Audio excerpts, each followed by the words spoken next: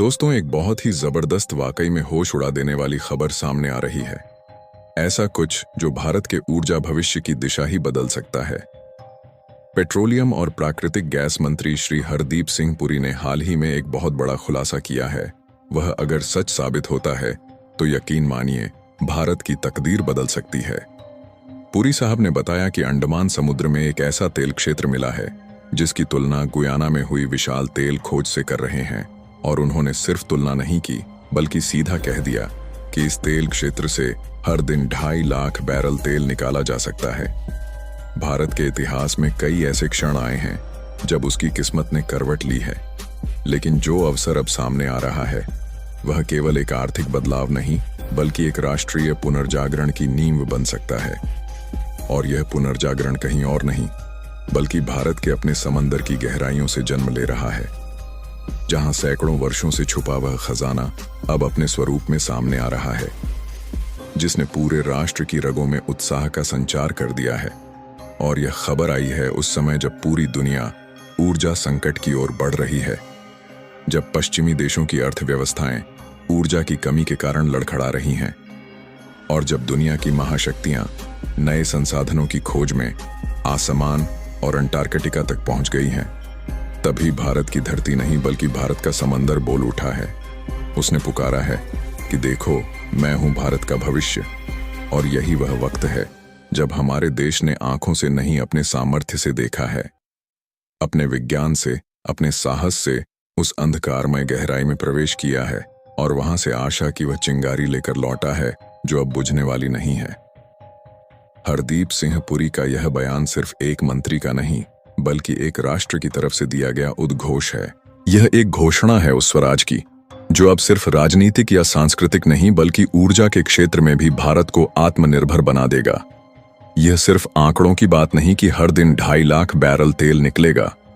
यह उस स्वतंत्रता का प्रतीक है जो भारत दशकों से चाहता था, और अब वह घड़ी आ गई है जब भारत खुद कह सकता है कि मैं किसी पर निर्भर नहीं, बल्कि अब मुझसे दुनिया को ऊर्जा मिलेगी।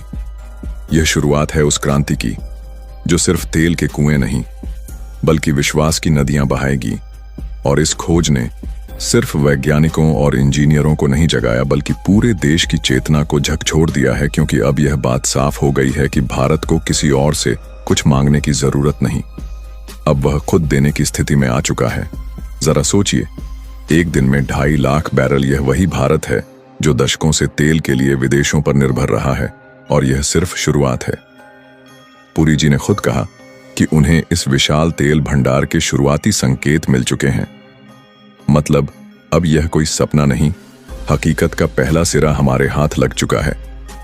उन्होंने साफ तौर पर कहा, अब सिर्फ वक्त की बात है कि हम अपने समंदरों में एक नया गुयाना खोज निकालें।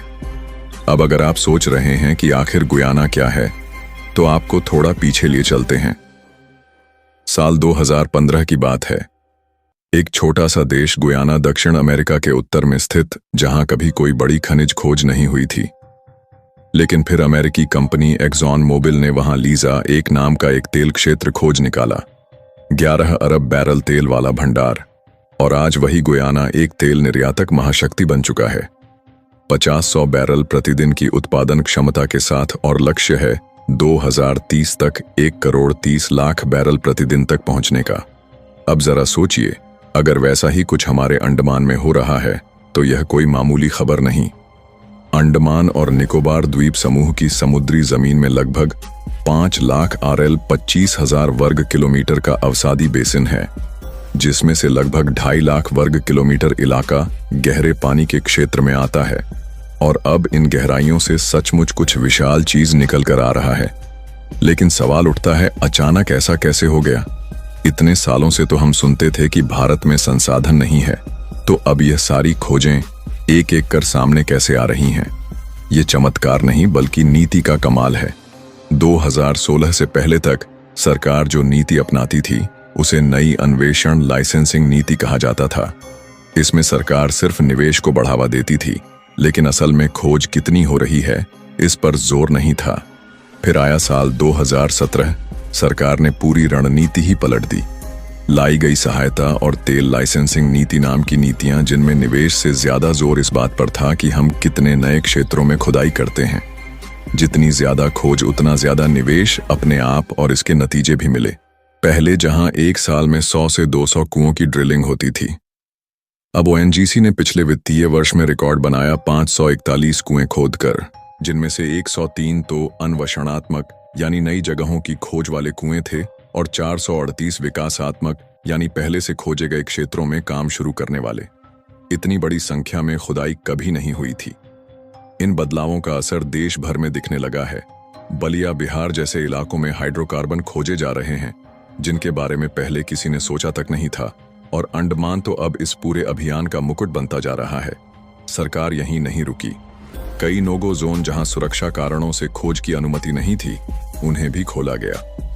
अब डीआरडीओ, इसरो और तटरक्षक बल के साथ समझौता कर इन क्षेत्रों में भी तेल और गैस की खोज हो रही है, और इस खोज में सिर्फ सरकारी कंपनियां नहीं, बल्कि फ्रांस की टोटल एनर्जी, अमेरिका की एक्सॉन मोबिल जैसी दिग्गज कंपनियां भी लाइन में हैं। सबकी नजरें अंडमान की गहराइयों पर हैं। सबको मौका चाहिए भारत की धरती से, भारत के समंदर से कच्चा तेल निकालने का। इसी साल मार्च 2025 में सरकार ने एक और बड़ा कदम उठाया। तेल क्षेत्र विधेयक पुराने 1948 के कानून को हटाकर नया कानून लाया गया, जिसमें यह साफ कर दिया गया कि निजी कंपनियां भी किस तरीके से इन क्षेत्रों में भाग ले सकती हैं। नियमों को साफ किया गया, निवेशकों को भरोसा मिला और भारत को नई ऊर्जा मिली। तो आइए, तो अब भारत वही पुराना देश नहीं रहा जो तेल के लिए खाड़ी देशों की तरफ ताकता था।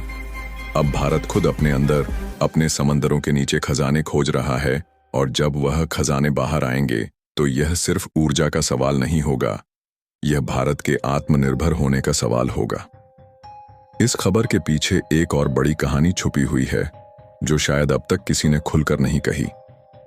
जब हम अंडमान के समुद्र में गुयाना जैसी तेल क्षेत्र की बात करते हैं, तो हमें सिर्फ तेल की नहीं बल्कि भारत की अगली भू राजनीतिक चाल की भी बात करनी चाहिए। आप जरा सोचिए, अगर भारत के पास ऐसा एक तेल आधार बन जाए जो हर दिन लाखों बैरल तेल पैदा कर सके, तो क्या भारत को अब खाड़ी देशों से तेल के लिए विनती करनी पड़ेगी? नहीं, बल्कि अब भारत खुद ऊर्जा निर्यातक शक्ति बनने की स्थिति में आ सकता है। यही वह पल है जब भारत अपनी विदेशी नीति को मजबूती से आकार दे सकता है, सिर्फ बातों से नहीं, ऊर्जा के दम पर। अब एक और दिलचस्प बात, अंडमान और निकोबार द्वीप समूह जहां यह खोज हो रही है, वह जगह सिर्फ तेल के लिए नहीं जानी जाती थी, बल्कि वह भारत का रणनीतिक मोती है। मलक्का जल डमरू मध्य से बस कुछ ही मील दूर। यहीं से दुनिया का लगभग 40% समुद्री व्यापार गुजरता है। अगर भारत इस इलाके में तेल भी निकालने लगे, तो रणनीतिक रूप से यह पूरा इलाका भारत की मुट्ठी में होगा। न सिर्फ तेल निकलेगा, बल्कि समुद्र के नीचे पाइपलाइन, एलएनजी टर्मिनल और रिफाइनरी संयंत्र भी बन सकते हैं, जो पूरे दक्षिण पूर्व एशिया को ईंधन दे सकते हैं। यानी भारत सिर्फ ऊर्जा आत्मनिर्भर नहीं होगा, बल्कि वह ऊर्जा का मालिक और वितरक बन जाएगा। अब जरा भविष्य की तरफ झांकें। अगर अंडमान में तेल है तो वहां गैस भी हो सकती है, और अगर गैस मिली तो भारत की बिजली की कीमतें गिर सकती हैं। आज जो घरेलू बिजली कंपनियां कोयले पर निर्भर हैं, कल वह अंडमान की प्राकृतिक गैस पर चल सकती हैं। इसका असर आम आदमी के बिजली बिल तक जाएगा। अब सोचिए एक और कल्पना, जब अंडमान के तेल और गैस पर भारत का नियंत्रण होगा, तो शायद वह दिन दूर नहीं जब भारत इंडोनेशिया, म्यांमार, बांग्लादेश जैसे पड़ोसी देशों को भी ईंधन बेचना शुरू कर दे, और तब भारत सिर्फ सॉफ्ट पावर नहीं, ऊर्जा महाशक्ति बनकर खड़ा होगा। एक और बहुत ही रोमांचक पहलू यह है कि तेल के साथ साथ वहां समुद्री खनिज जैसे कि कोबाल्ट, निकल और दुर्लभ पृथ्वी खनिज भी मिल सकते हैं, जो भविष्य की बैटरी और विद्युत वाहनों के लिए सबसे जरूरी है। मतलब सिर्फ तेल नहीं, बल्कि भारत की ईवी क्रांति की नींव भी अंडमान की गहराई से निकल सकती है। अगर भारत ने इन संसाधनों का सही ढंग से दोहन किया, तो अगले 10 से 15 सालों में वह देश जो आज ऊर्जा की जरूरतों के लिए बाहर झांकता है, वह खुद ऊर्जा निर्यातक बन सकता है। और उस दिन भारत की मुद्रा, भारत की कूटनीति और भारत की आवाज दुनिया में एक नए सम्मान के साथ गूंजेगी। यानी अब सवाल यह नहीं है कि अंडमान में तेल है या नहीं। असली सवाल यह है, क्या भारत तैयार है उस भविष्य को संभालने के लिए जो वहां की गहराइयों से बाहर आने को बेचैन है? अपनी राय हमें कमेंट बॉक्स में जरूर बताएं। इस वीडियो को लाइक करें, अपने दोस्तों के साथ शेयर करें और हमारे चैनल को सब्सक्राइब करना ना भूलें ताकि आपको ऐसे ही दिलचस्प अपडेट्स मिलते रहें। जय हिंद, जय भारत।